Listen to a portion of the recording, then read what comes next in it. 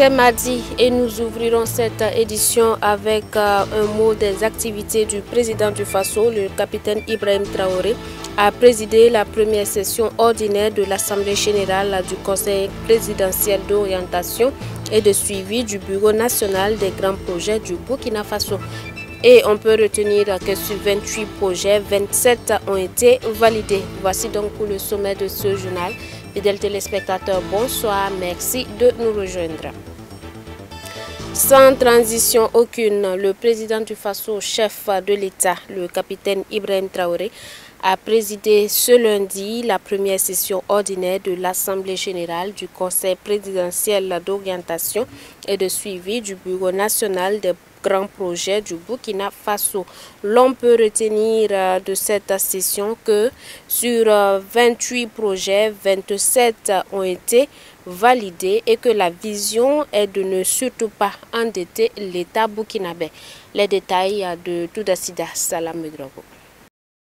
Présidé par le chef de l'État, le capitaine Ibrahim Traoré, cette première session ordinaire de l'Assemblée générale du Conseil présidentiel d'orientation et de suivi du Bureau national des grands projets du Burkina est un cadre pour examiner le programme de partenariat public-privé en vue du financement de différents secteurs. Un partenariat qui devrait booster le développement économique et social du pays. Il s'agit de la première session du Conseil présidentiel d'orientation et de suivi sur les projets à être exécutés sous forme de partenariat public-privé. Donc il s'agissait de valider l'avant-programme PPP qui avait été validé par la commission PPP présidée par son Excellence Monsieur le Premier ministre. Donc le Conseil présidentiel d'orientation et de suivi qui est présidé par son Excellence le Président du Faso avec son Excellence le Premier ministre est visé essentiellement à valider le programme de partenariat public-privé pour permettre à ces projets d'être exécutés, de négocier, d'être exécutés sous forme de partenariat public-privé. Le président du Faso s'est voulu un peu plus clair sur ses orientations. Le tout n'est pas de réaliser de grands projets. Il faut éviter d'endetter l'État et axer ces projets sur des secteurs porteurs. J'ai pu feuilleter le document sur déjà un bon nombre de projets qui sont, je dirais, matures, qui concernent plusieurs secteurs.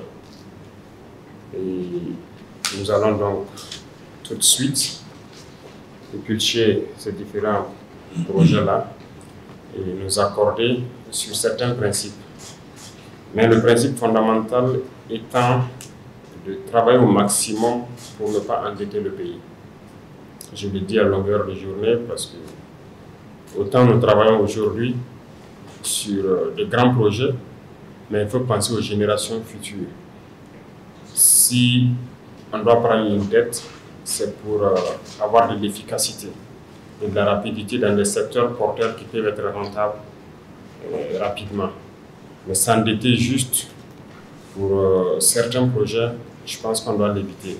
Et ça, c'est le principe fondamental. Et tous les projets qui vont se présenter à nous, il faudra qu'on réfléchisse pour voir le type d'engagement qu'on doit avoir vis-à-vis de partenaires. Aujourd'hui, nous luttons contre le terrorisme, certes, mais nous avons aussi la bataille pour la sécurité alimentaire. Qui dit sécurité alimentaire parle d'agriculture, parle d'industrie agroalimentaire. Donc, ce sont des secteurs qui vont nous intéresser beaucoup, notamment l'industrie, la transformation de notre société, qui va employer beaucoup de jeunes et qui va donc créer assez d'emplois et permettre au Burkina de transformer sa matière première et d'exporter.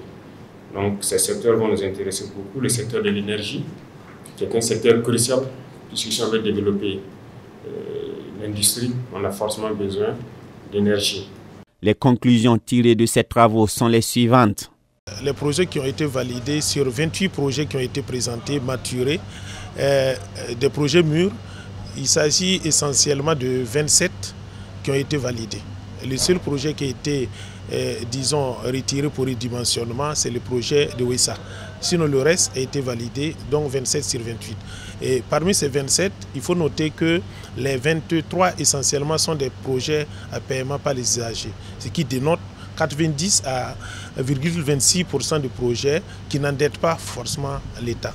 Ce qui rentre en droite ligne avec la vision du chef de l'État et pour que des projets d'envergure de développement économique social puisse être déployé pour l'ensemble de la population. Après l'adoption du programme partenariat public-privé, les prochaines étapes consisteront à négocier avec les investisseurs, à conclure les contrats et éventuellement à déployer ces projets sur le plan exécution, a affirmé le directeur exécutif du Bureau national des grands projets du Burkina. Et puis 36 millions de francs CFA, c'est ce que le mouvement évangélique de la foi et des œuvres MEFO espère récolter en l'espace d'une année afin de venir en aide aux populations dominées à travers sa vision particulière de l'évangile holistique.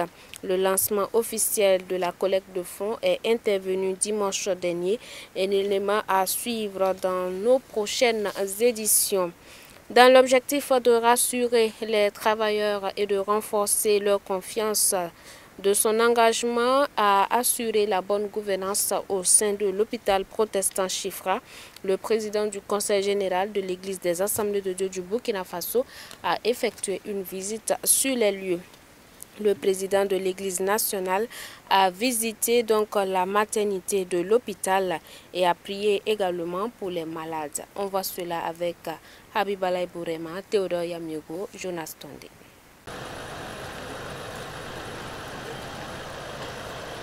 Un vent nouveau souffle désormais sur l'hôpital protestant Chifra.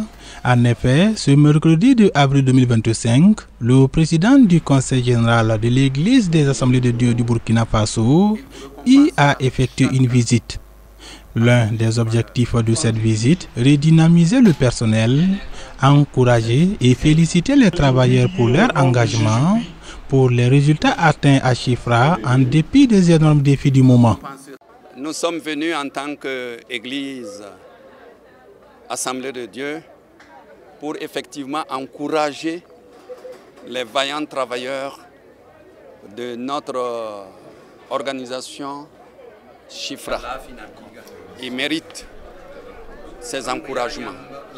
Ces encouragements, c'est les amener à produire davantage, à être plus rayonnants dans ce qu'ils font. Et ainsi, le monde saura que cette institution chrétienne, Dieu est au centre. Et quand Dieu est au milieu de nous, il n'y a pas lieu de s'inquiéter. Et si nous fondons notre espoir sur la bonne main de Dieu qui a convergé à rendre Chifra d'une petite organisation à une grande, cette fois-là, en ces moments-ci, nous avons besoin de vivre cela. C'est pour ça que nous sommes venus encourager tous les travailleurs à redoubler d'efforts pour qu'ensemble, nous puissions faire rayonner davantage Chifra. Autre objectif visé par ce déplacement est d'encourager le nouveau directeur général de l'hôpital protestant Chifra, ainsi que les différents responsables et l'ensemble de ceux qui travaillent avec abnégation afin de porter haut le flambeau de l'hôpital Chifra. Alors les chantiers ils sont énormes, mais dans tout cela nous avons compté sur la grâce de Dieu afin que lui qui a permis d'initier ce travail-là nous permette de pouvoir évoluer dans les différents chantiers qui nous attendent. Il y a plusieurs défis, il y a des défis en termes de gouvernance, il y a des défis en termes de ressources humaines, il y a des défis en termes d'infrastructures, il y a des défis donc à tous les niveaux. Mais nous voulons que l'image de l'hôpital soit une image qui rend gloire à Dieu. Et donc nous allons nous atteler ensemble et voir les personnels mobilisés de la sorte nous faire croire que la victoire est certaine. Bien sûr, nous sommes sortis quand même d'une grosse période de turbulence. Il est venu, il nous a réconfortés. C'est le signe que les choses sont en train de s'apaiser et que désormais on peut se mettre en ordre de travail. Donc voilà un peu. En tout cas, on les remercie pour être venus, pour nous apporter ce réconfort-là et nous donner l'assurance que les choses vont bien marcher maintenant. Par ce déplacement, le Conseil général de l'Église des Assemblées de Dieu du Burkina Faso tient à rassurer et à renforcer la confiance des travailleurs, de son engagement et son accompagnement pour le renforcement de la bonne gouvernance au sein de l'hôpital Chifra. Le président de l'Église des Assemblées de Dieu du Burkina Faso a également invité les travailleurs de Chifra à soutenir et surtout à accompagner le nouveau directeur général dans ses nouvelles fonctions et missions. Une autre activité de l'Église nationale, plus de 4300 veuves ont pris part à un séminaire national à Ouagadougou, initié par l'Association des servantes de Christ du Burkina Faso. Il est placé sous le thème tiré du passage biblique de 1 Samuel, le chapitre 1 au verset 10. Femme fait de ta blessure une perle. La cérémonie de clôture a eu lieu en présence de certaines personnalités, dont le président du Langogo et le ministre en charge de la formation professionnelle. Plus de détails avec Soré Joël, Théodore Yamiogo, Yannick Kabore. Des milliers de femmes réunies sur le site du Centre international de conférence des Assemblées de Dieu du Burkina pour un séminaire. Avec pour point commun veuvage, elles ont durant 5 jours bénéficié d'enseignements, de conseils et de formations pour mener des activités génératrices de revenus. L'initiative portée par l'Association des servantes de Christ vise à accompagner et soutenir ces femmes dans leur situation de veuvage. Dès le premier jour, nous avons fait formation des formateurs, c'est-à-dire formation des formatrices, où nous avons pris 2 femmes par région ecclésiastique. Nous avons 80 régions ecclésiastiques. Nous avons pris 2 femmes par région ecclésiastique pour que ces femmes-là partent former les veuves qui sont sur place dans les régions. Comme le ministre et notre président le disaient tantôt, nous leur avons appris à pêcher. C'est vrai que chaque fois les gens leur donnent quelque chose, mais il faut qu'elles-mêmes elles se fassent la main pour pouvoir toujours se nourrir et ne pas s'attendre à quelqu'un d'autre. Et le deuxième jour, nous avons fait cet enseignement, nous avons écouté les enseignements dont le thème était « Femme, fais de ta blessure une perle ». Nous voulons dire grand merci à notre Dieu parce que nous avons été richement enseignés. Et le troisième jour, c'est un notaire et un juge qui est venu pour s'entretenir avec nous sur les patrimoines. Parce qu'à chaque fois, nous voyons qu'après le décès des époux, il y a toujours des difficultés. Mais si les femmes sont avisées, elles vont relayer l'information aux autres afin qu'elles puissent se débrouiller quand ces moments viendront. Et nous voulons dire merci à notre Dieu. Et surtout, nous avons pris les soirées pour encore nous encourager et surtout prier pour le pays et prier pour l'Église des Assemblées de Dieu pour que la paix puisse continuer et la sécurité puisse continuer à régner dans le pays où nous vivons. Nous voulons dire merci à notre Dieu pour cette semaine meublée. C'est une rencontre qui soulage et valorise la veuve, reconnaissent les participantes qui disent repartir avec une joie et de l'espoir pour mieux relever les défis auxquels elles font face depuis la perte de leur mari. J'ai été très émue pour ce que nous avons appris ici et ce que nous a appris. Vraiment, nous sommes tous dans la joie. Moi particulièrement, j'ai vu ce que moi je ne pouvais pas faire et ce que moi je ne pouvais même pas entendre ailleurs quand j'étais chez moi. Mais arrivé ici en tout cas, l'ASC nous a appris beaucoup de choses et ils nous ont enseigné. Il y a plusieurs personnes qui ont passé nous donner des enseignements, de riches enseignements qui nous soulagent dans nos mal. Je rends grâce à Dieu pour ce qu'il a fait pour moi. La religion pure et sans tache consiste à visiter les veuves et les orphelins, dit la Sainte Bible. Rappelant ce verset 27 de l'épître de Jacques au chapitre 1, le président du Conseil général des Assemblées de Dieu du Burkina Faso se réjouit du fait que l'association des servantes de Christ demeure un outil entre les mains de l'Église pour accomplir la volonté de Dieu dans l'Église et au Burkina. Cette activité s'inscrit dans la pleine volonté de Dieu parce que c'est une activité biblique. Et à chaque fois que nous pouvons mettre notre doigt et trouver un sens à une activité qui s'insère dans la parole de Dieu, nous ne pouvons que accompagner. Et ce que nos sœurs ont fait Ce n'est pas la première édition.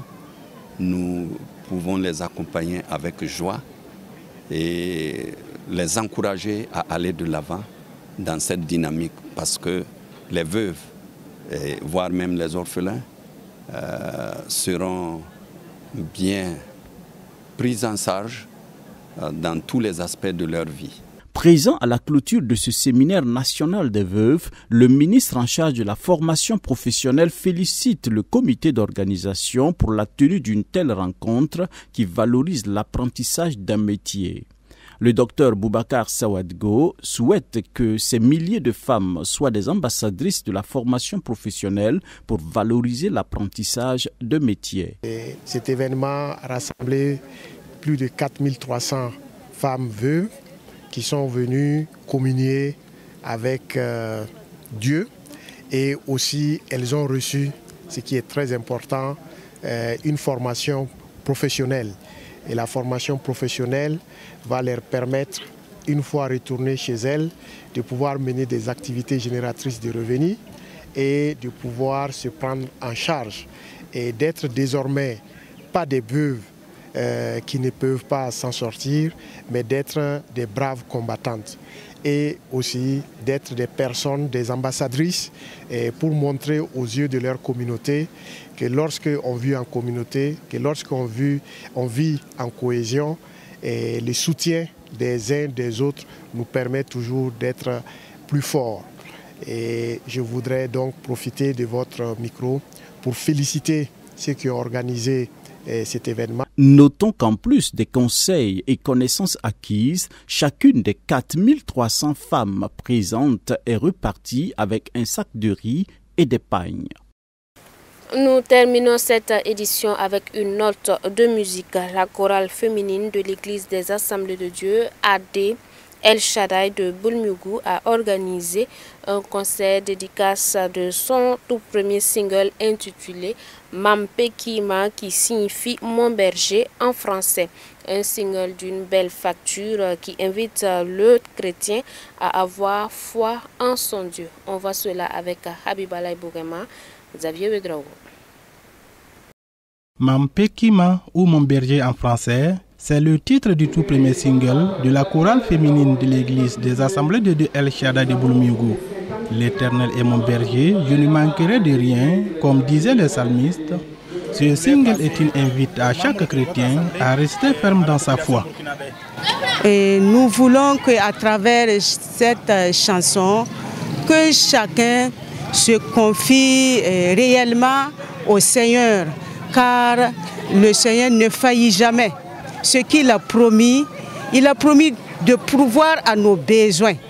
Donc soyons patients et restons fermes, car l'Éternel peut tout faire, il peut tout accomplir. La promesse de l'Éternel est une réalité. La chorale féminine de l'église El Shaddai remercie le pasteur principal de leur assemblée pour l'accompagnement. Le pasteur à son tour a félicité la chorale féminine pour cette œuvre magnifique et leur a demandé de continuer dans cette lancée. Je pense que si vous commencez quelque chose, il ne faut pas vous asseoir. Il faut toujours continuer pour ajouter encore. Parce que si vous vous arrêtez à la première seulement, ça ne va pas aider. Mais je pense que les femmes même sont prêtes à vouloir encore recommencer et puis ajouter d'autres morceaux encore. Donc ça me rend vraiment la joie et je rends grâce à Dieu pour tout cela. Les deux marraines, la chantre Élise Dipama et Ouedraogo Joséphine, ont manifesté leur satisfaction en ce qui concerne la qualité du single ainsi que son clip vidéo déjà réalisé et projeté à l'occasion de ce concert de dédicace. Je suis très contente parce qu'ils ont vu en moi ma modeste personne pour choisir pour être marraine et je suis très contente des prestations que cette chorale a faites ce soir. C'est magnifique, c'est beau. Mes appréciations sont très très bonnes. J'aimerais les encourager et j'aimerais demander à ce que Dieu les bénisse et que ce ne soit pas seulement cette fois-ci, mais que par la grâce de Dieu, cette chorale puisse encore faire des cassettes des clips à la gloire de Dieu. La chorale féminine de l'église des Assemblées de Dieu El Shaddai de Boulmigou promet de continuer la production pour fortifier et agrandir l'œuvre de Dieu, bientôt pour un album complet. Voilà, nous nous arrêtons là pour ce soir. Merci à vous qui nous avez suivis depuis la belle ville de Tenkodogo. Demeurez bénis en Christ Jésus. Yannick Kaboré a réalisé ce journal.